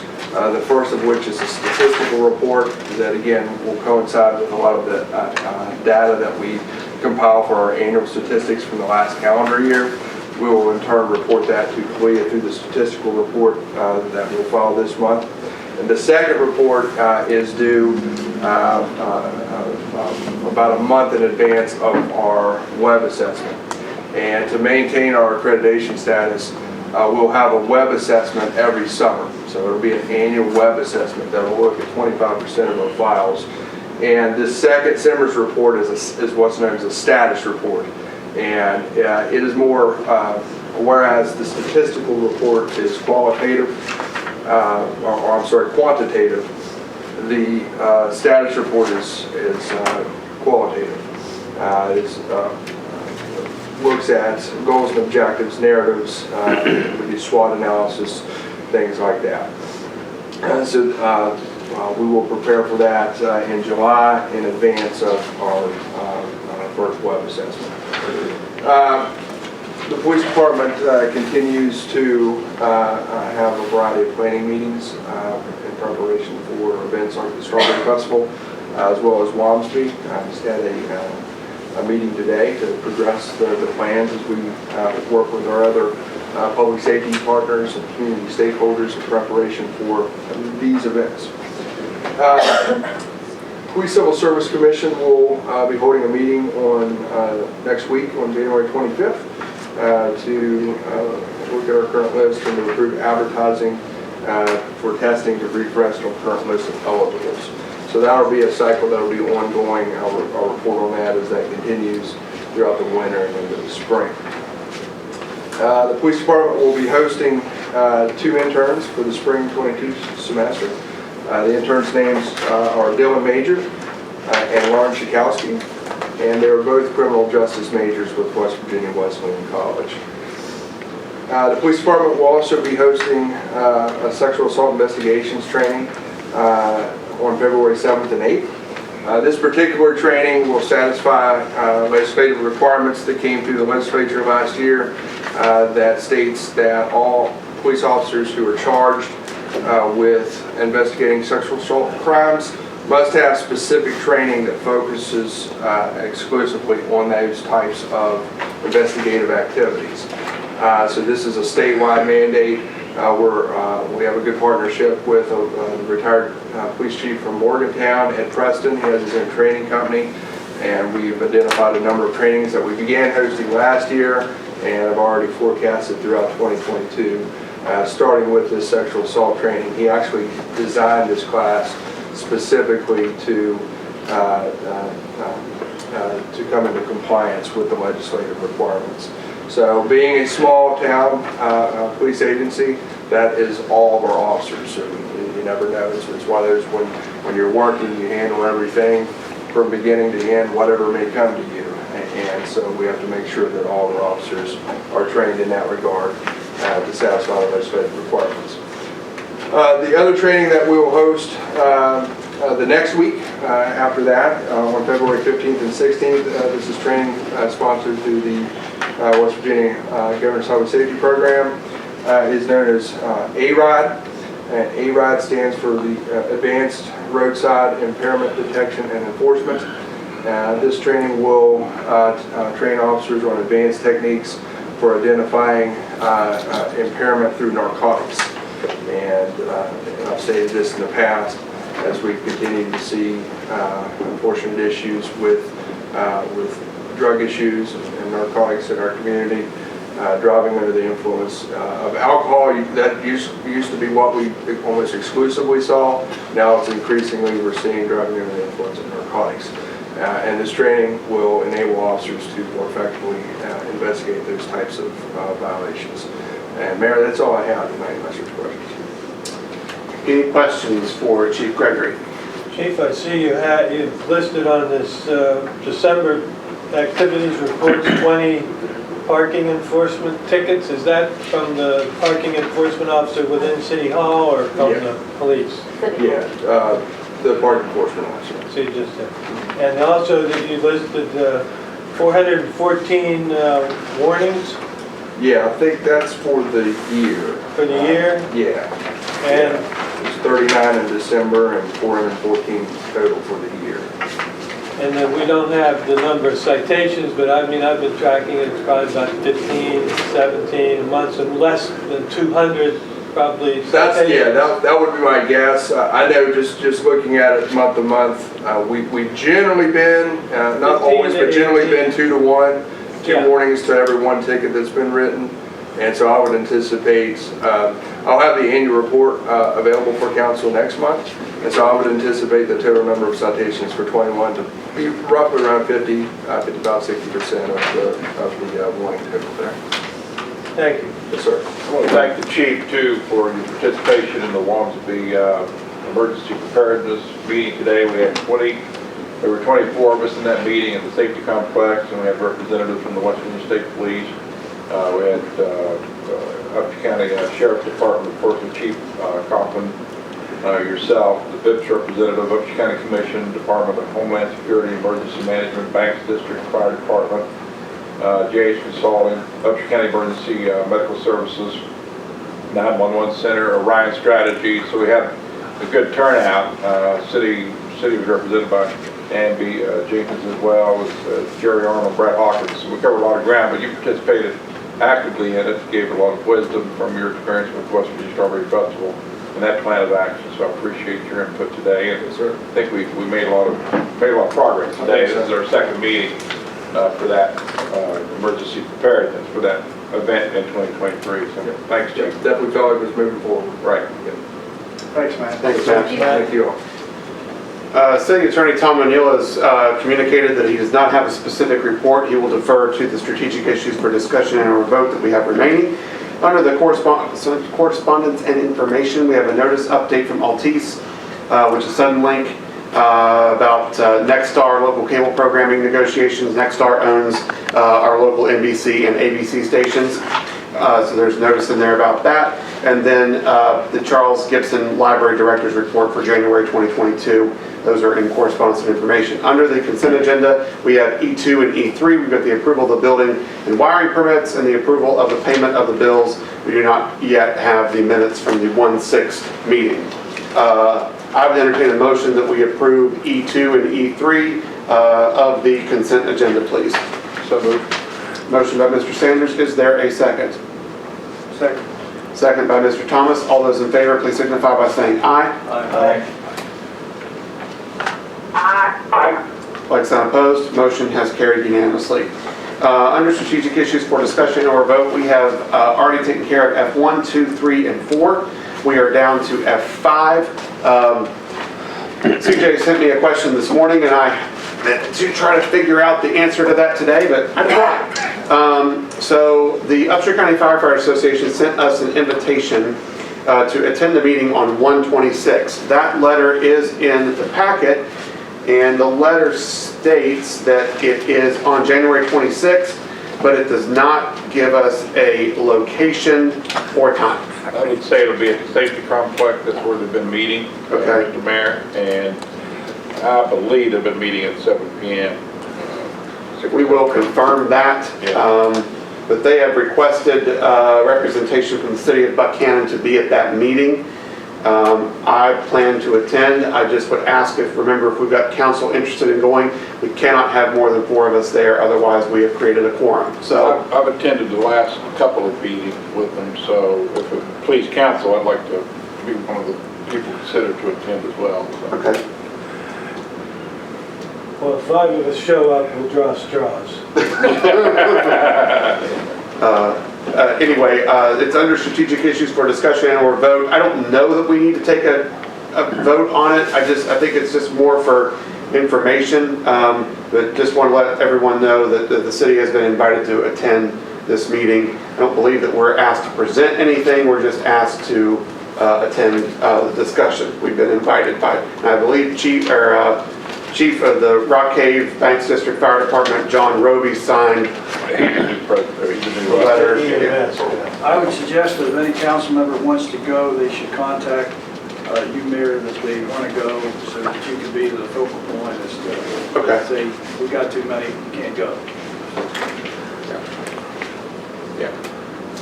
That's fine, yeah, because we can't have more than 3. 4 creates the quorum, so. Okay, F6. Discussion, possible action, draft ordinance 454. We have been discussing this. Mr. Sanders and I have been talking to Mr. O'Neill, and we brought it up to council back in November, December timeframe about parking on parade routes for festivals and or just singular parades that take place, like the high school homecoming and Veterans Day parade. Mr. O'Neill has prepared for us a draft ordinance, and I will defer to him to walk us through that language. Thanks, Mr. Mayor, and I'm sorry, everyone, that I couldn't be present in person tonight. We've got the COVID precautions. Thankfully, we have the technology to mitigate that. What I'd like to do, Mr. Mayor, is read the ordinance by caption, summarize it, and then take any questions if there are any. Sure. That's okay. Yep.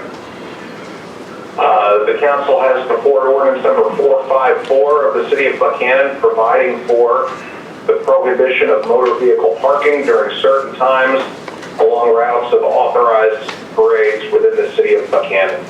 As has been discussed previously, this ordinance draft provides that in the event of a authorized or permitted parade, either by the council or by Consolidated Public Works Board, that there will be no on-street parking permitted along the parade route beginning 1 hour before the scheduled start time of the parade and ending at the later of either the scheduled end time of the parade or the time that the parade actually passes the area where the on-street parking takes place.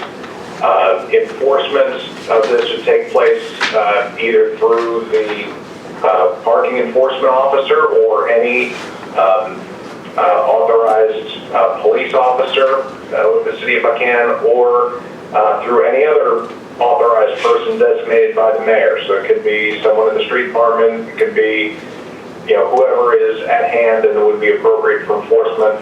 This draft leaves that kind of broad. It provides for enforcement through towing and through fine, and the fine schedule would be the same as any other on-street parking violation that's established in the prior ordinances. So we're not creating a new set of enforcement mechanisms and fines with this ordinance. We're just use the same ones that currently exist.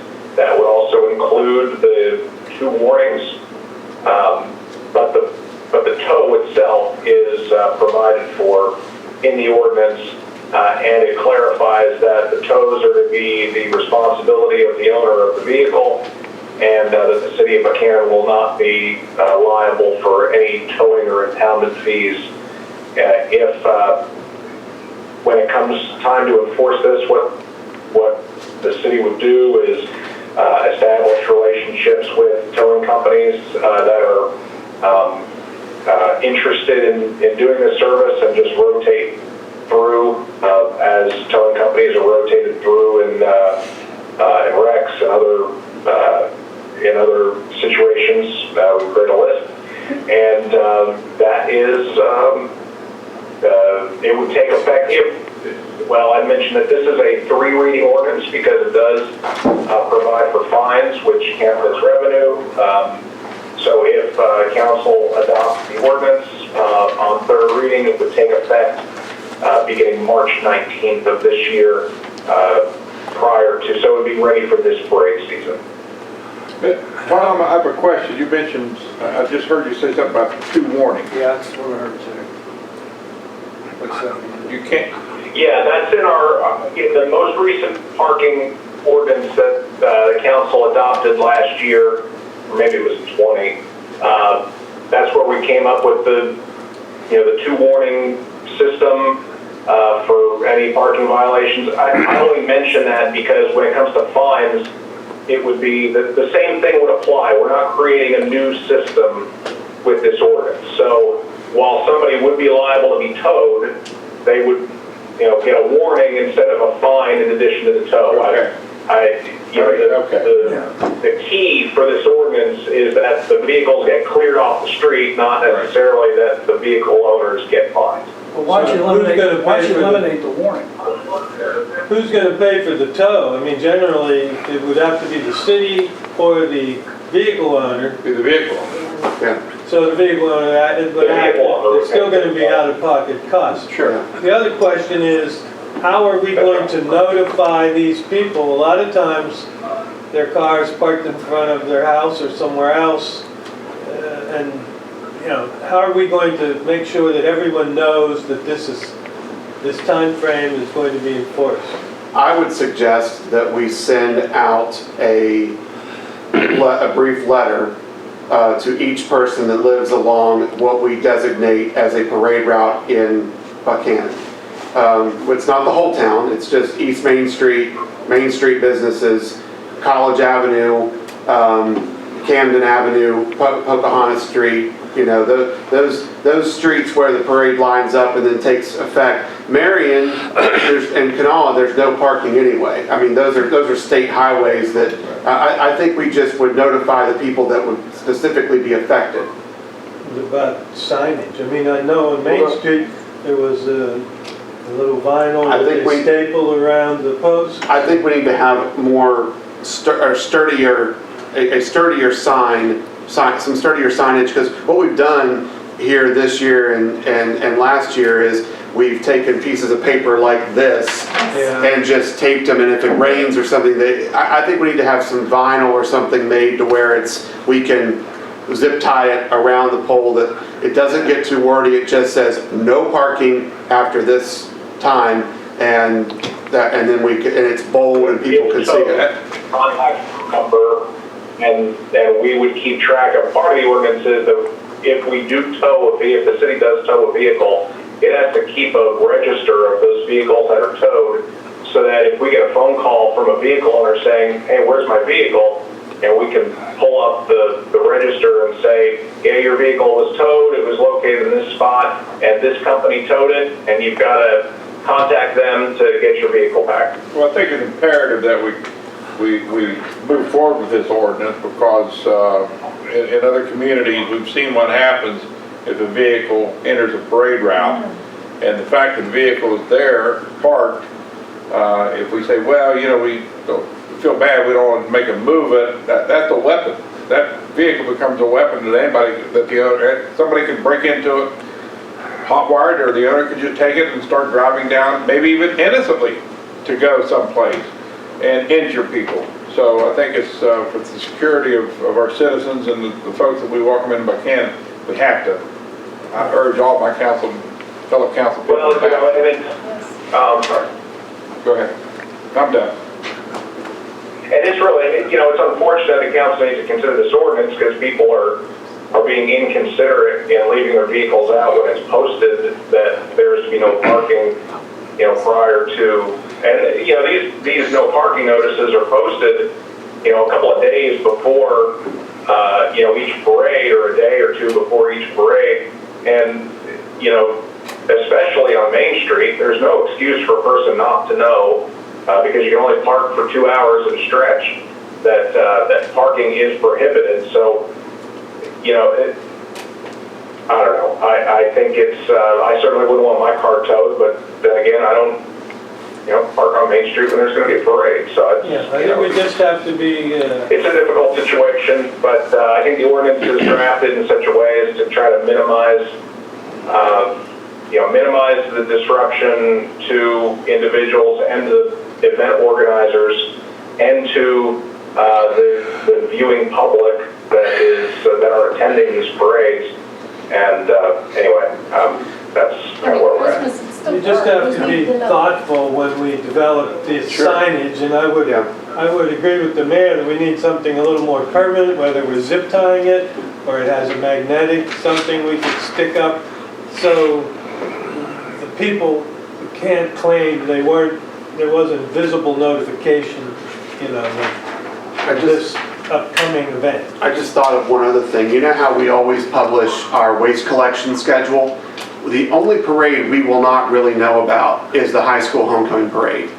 We'll pretty much know when the rest of them are, because we'll know when strawberry festivals are, we'll know when Veterans Day is, and we'll know when the Christmas parade is, because Christmas is always on the first Friday of December, and then Veterans Day is Veterans Day. So the only one we would not know about that we could put a, you know, TBD on is the high school homecoming parade, but we could publish a little, you know, like we do on our waste collection, just underneath of it and say, by the way, you know, community parades, these are the parades that we, you know, that are on the schedule every year that we observe. And Matt? Just a quick question. Could I have one thing, Mayor? Sure.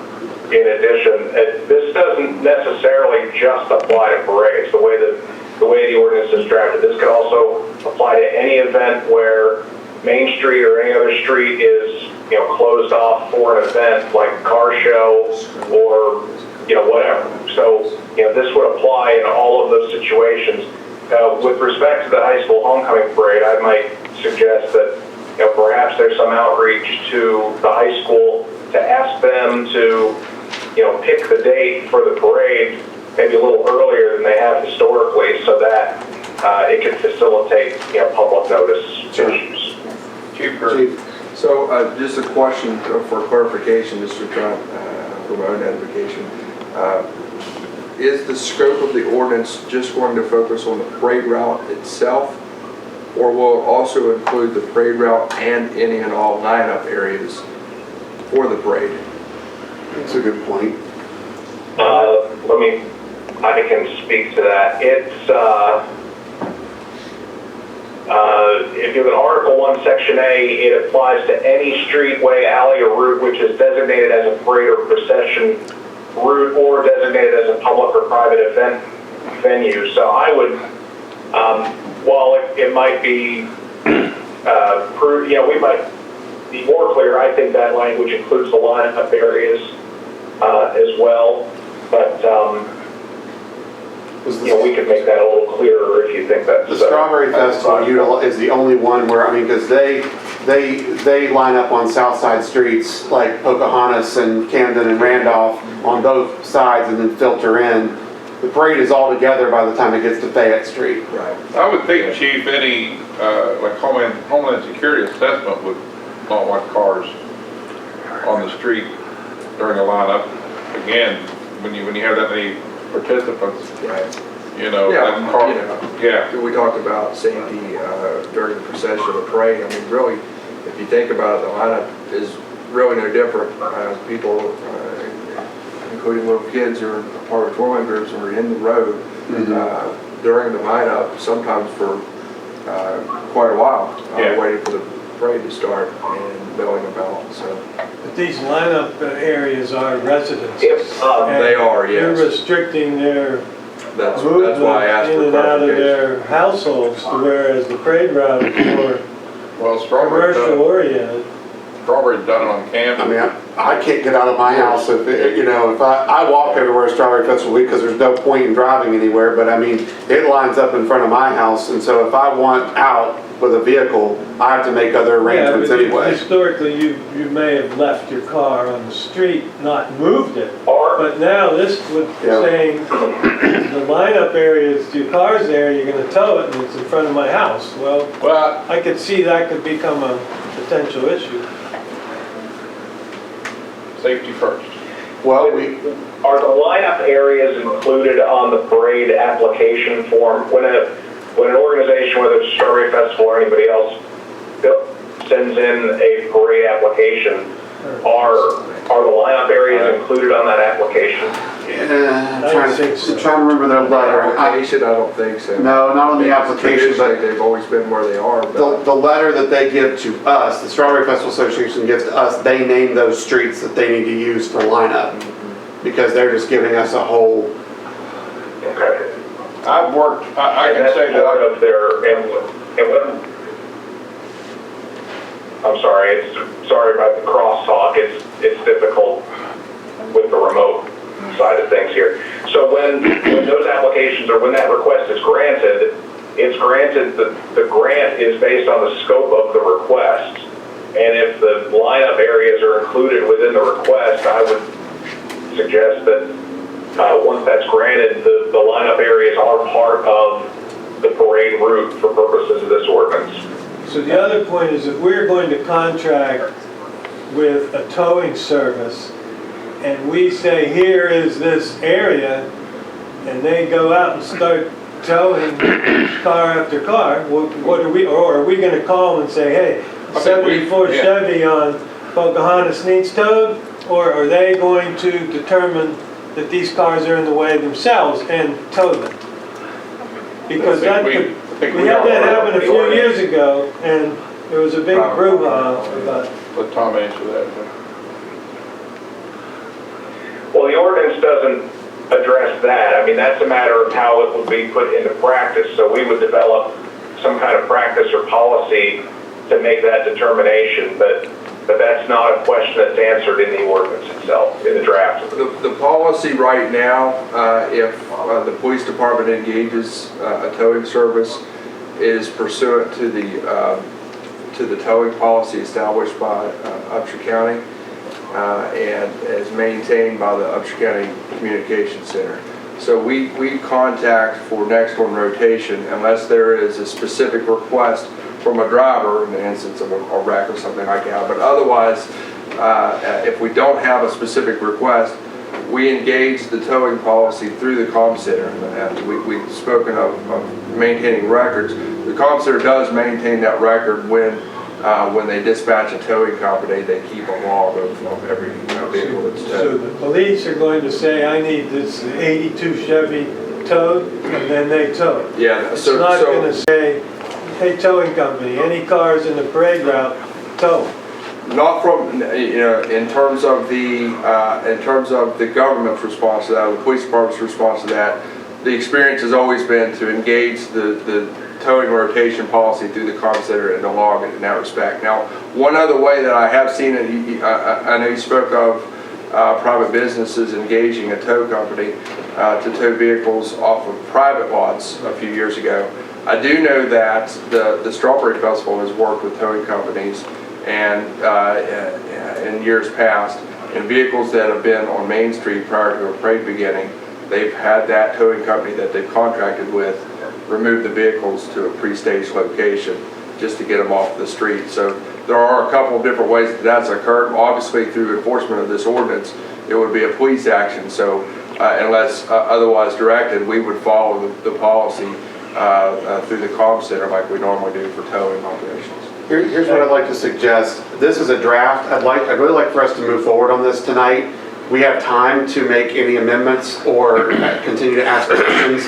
And I would encourage council to engage with Mr. O'Neill if you do have questions or want to see something clarified before we do a first reading. But I would like to propose that we go ahead and recommend this on the draft to proceed to the first reading, which will be on February 3rd, our next meeting. Is that acceptable? Yes. So moved.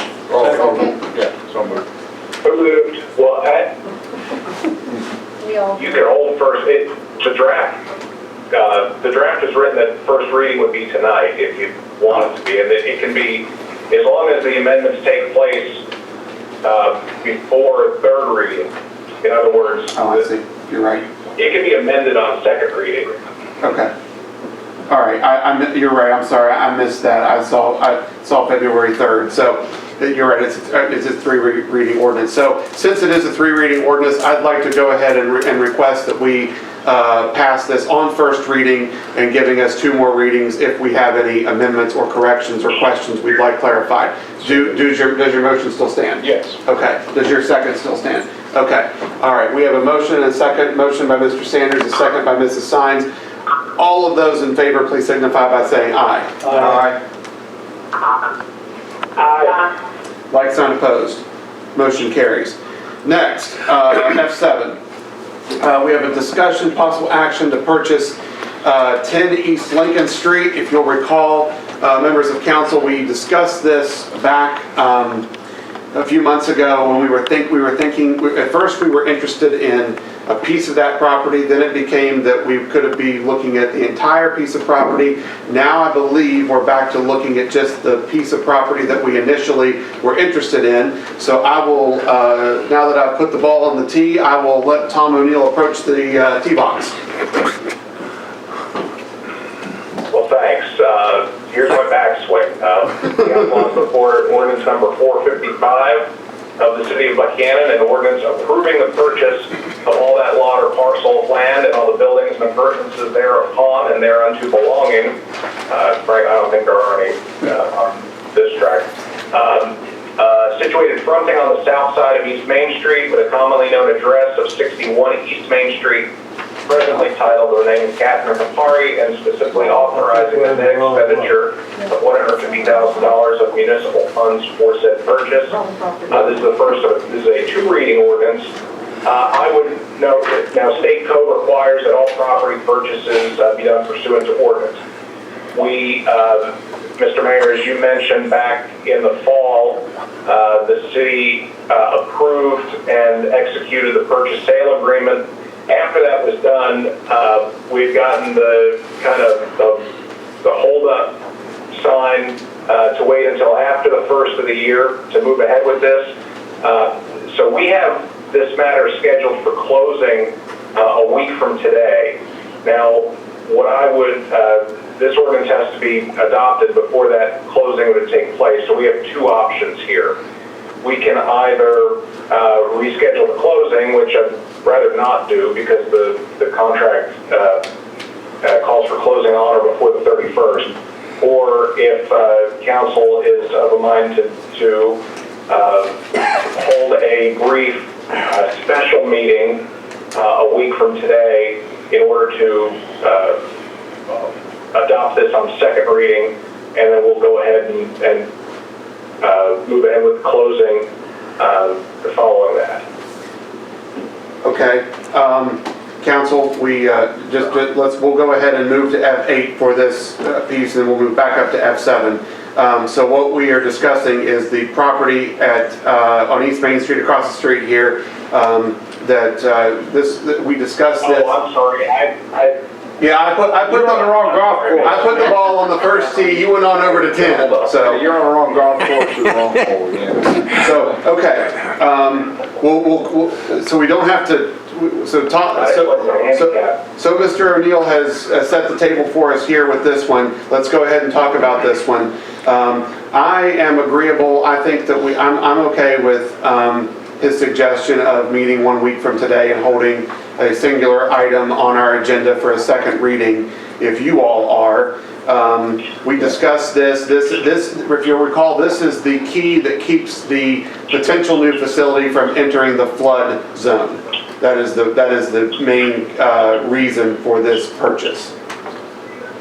Yes. Well, I move we go ahead with this possible. I'm sorry about that. So we have a motion by Mr. Rylands, we have a second by Mrs. Lewis Signs, and is there any further discussion on the motion? Hearing the need for none, we'll call for the question. All those in favor of F8, which is the approval of ordinance 455, Kapari property purchase, first reading, please signify by saying aye. Aye. Aye. Like sign opposed. Motion carries, and please note, Amby, we will have Teresa send out a invitation for a meeting. What time do you all prefer? Do you want to do morning, do you want to do afternoon, do you want to do evening? Mayor, can I interject there? The closing is scheduled for 8 o'clock, for 11 o'clock. Oh. I would, AM. I would request that the council meet for this special meeting at 10 o'clock. Okay. The 9 or 10 o'clock work for everybody? Or earlier. Let's do 9 o'clock, just to be on the safe side, if that's okay with everybody. We'll meet at 9 a.m. in here, and of course, if you can't be here physically, we can do the call-in, go-to meeting. And what day's closing? On the 27th. The next day? Same day. Same day. Oh, same day, okay. And Mayor, I won't be in town if you need me to call in. Okay. That sounds good. Yeah, we'll just have a singular one-item agenda. It will not take long at all. So, okay. We have passed that unanimously. So let's bump right back up to F7 and discuss. This is the purchase of the 10 East Lincoln Street property, just the small portion of the property that is important to us to complete our puzzle there with creating the new space across from Jawbone Park. So, Mr. O'Neill. Yeah, thank you, Mayor. And I'm sorry for that mix-up. The individual at City National Bank, we have been playing phone tag. The ball is in his court. He's called me, I've called him, and we keep kind of missing each other. So,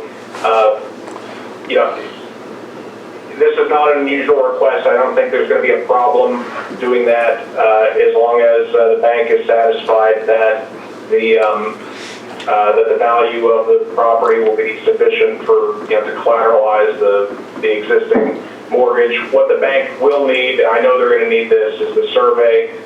So once that survey is available to be submitted, then we should be good to go. Okay. And is the price tag we're talking about $10,000? Is that correct? Yes. Yes, that's my understanding. Okay. That's what I'm told is. So what is your recommendation, Mr. O'Neill? Should the council try to take action on this with conditions, or?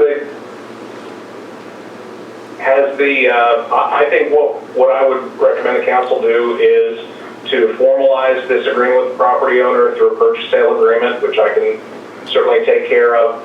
Has the survey been arranged? It's for? been scheduled. it's been scheduled. Yeah. When is it to happen? We have to go with when the surveyor can do it. I think very soon, from what I understand, I think it'll be within a week. Abby says the survey should be within a week. Okay. As soon as we have that plat, then the bank will be in a position to prepare a partial release, and we may, I don't know this yet, but we may end up cutting a check to the bank. I don't know, but I will continue my discussions with the representative of the bank, and I will prepare the purchase sale agreement for the council to approve. And I may be able to, actually, we might add that as a second item of agenda on that special meeting next week. That works for us. I was going to say, if you make that special meeting next week at 9 o'clock, I'll take everybody out for breakfast. Oh, That'd be a public meeting. Well, we can't do, Well, we won't tell them where we're going, we won't tell them where we're going. It'd be an open meeting violation. We won't tell them where we're going, Tom. But then you can take me out to breakfast, that's fine. There you go. Okay, all right. Yeah. Take time. okay, so let's schedule this as a second line item on the next week meeting, and we can maybe take some action at that time. Okay, we are down to council comments and announcements. We will begin on the phone with Mrs. Bucklow. Yes, I did make it in this evening because I found out this evening I tested positive for COVID. I just wanted you to know that I've never run a fever. I had a small cough and headache, and I wasn't even going to get tested, so I decided the better.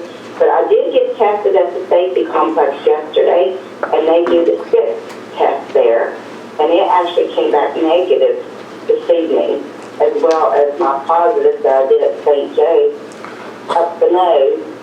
And I'm not sick or anything, but I just want people to know that you don't have to be really sick to be carrying it, to have COVID.